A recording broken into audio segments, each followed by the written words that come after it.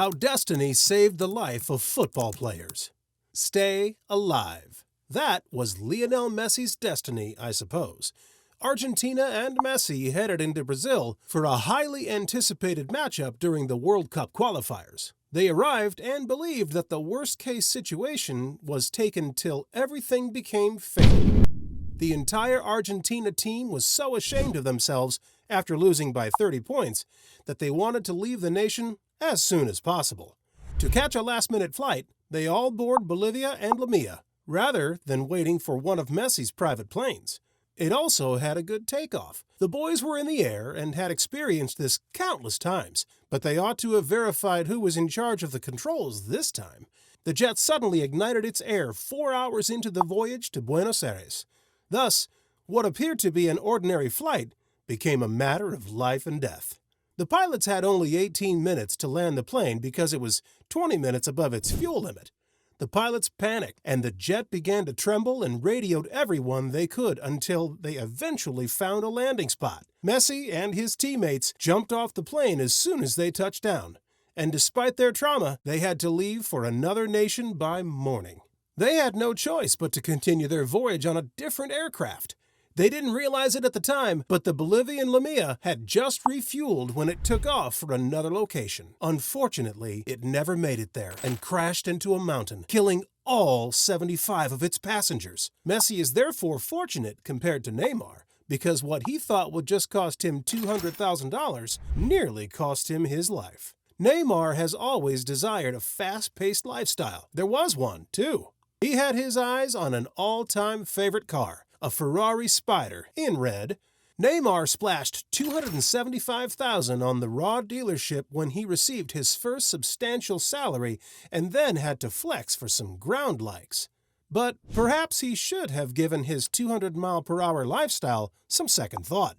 A few weeks later, on game day, Neymar woke up to his teammates spamming him. The team planned to put in some additional practice sessions at the facility, but Neymar was rushing and failed to check the weather. He then got into his Rori and drove off in under a minute. Neymar was thinking a lot at the time. In a court case, he faced 2 years in prison for scoring 0 goals in 6 games. But when Neymar learned he had forgotten to get new tires and the rain began to fall, none of that mattered. He suddenly appeared crawling on a whole Ferrari. Fortunately, Neymar still made it to practice and kept making the news. I'm reminded of the criminal who came dangerously close to killing a football hero merely to make headlines. Yes, you heard it right. Peter Mangs was busy turning into one of Sweden's most renowned murderers before committing that heinous act. After engaging in a 7-year murdering spree, detectives eventually caught on and probed deeply, leading to Peter's life sentence.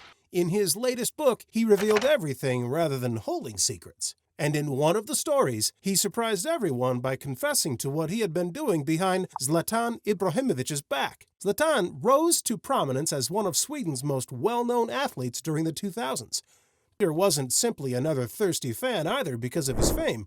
Instead, he believed Zlatan to be the ideal victim. Peter acknowledged watching Zlatan's every move while hiding in the shadows.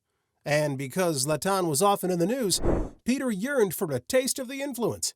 He viewed Zlat as a chance to leave on a high note. He also kept a close watch on Zlatan's love of supercars. He arrived one day in his $1 million whip, which he parked in the middle of a busy street, as Peter observed. Peter hurried home to get a weapon as he realized it was the last straw.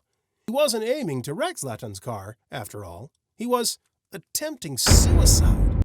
However, when Peter stood back up, the flan was gone, and the rest, as Peter was ultimately given a life term in prison, was history. Zlatan may now drive a car and live carefree in his home. As opposed to the football player who fell victim to a fatal theft, Dele Alli believed that $2 million spent on a massive mansion and round-the-clock guards would ensure his safety. However, all of a sudden, even Dele's teammates and everyone around him began experiencing robberies. Worst thing wasn't even that. Dele had no idea that someone was watching him in the shadows. One night, he was playing pool in the club. Some burglars broke in and nabbed him. The robbers grabbed knives, sped up his behind, and refused to take his complete collection of jewelry. After discovering it, They took off with $300,000 on their backs. A football legend almost lost his life due to what medics attempted to take from him. Thiago Silva, who was only 19 years old, traveled extensively in his quest to become the best football player in history. But pursuing his aspirations alone nearly cost him his life. After a trip to Thailand, he suddenly began to feel sick, gag, and perspire a little. Thiago decided to leave it alone, as it probably wasn't anything significant. But only a short while afterward, his symptoms grew worse. He was taken to the hospital right away because he was unable to run, walk, or even breathe. There, doctors performed numerous tests on him. Thiago's lungs were discovered to be entirely packed with lethal bacteria at that point. The only option to save him, according to the physicians, was to remove a portion of his lung if he didn't receive medical care right away. It seems like a no-brainer in that circumstance, of course. Tragically, if he underwent surgery, he would never be able to play football again. Thiago, thus, had to make the most difficult choice he could have imagined. But soon, he surrendered, and the medical professionals got to work. Thiago's family understood he took a huge risk for them after everything that happened, but they secretly knew he was in even more pain than before. Without football, Thiago would essentially be living a life without meaning. Thus, defying medical advice, Thiago decided to just go for it. He started slowly, got back on the field, and gave all his passion until that particular choice became the most important one in his life. He finally rose to the status of one of football's greatest defenders. As everyone knows, Ronaldo has a slight obsession with cars. One would think Ronaldo would have learned his lesson, given that it already brought him dangerously close to dying. After a game, Ronaldo wanted to impress his girlfriend, so he drove her around in his brand new Audi RA. And Ronaldo, man, we all know him.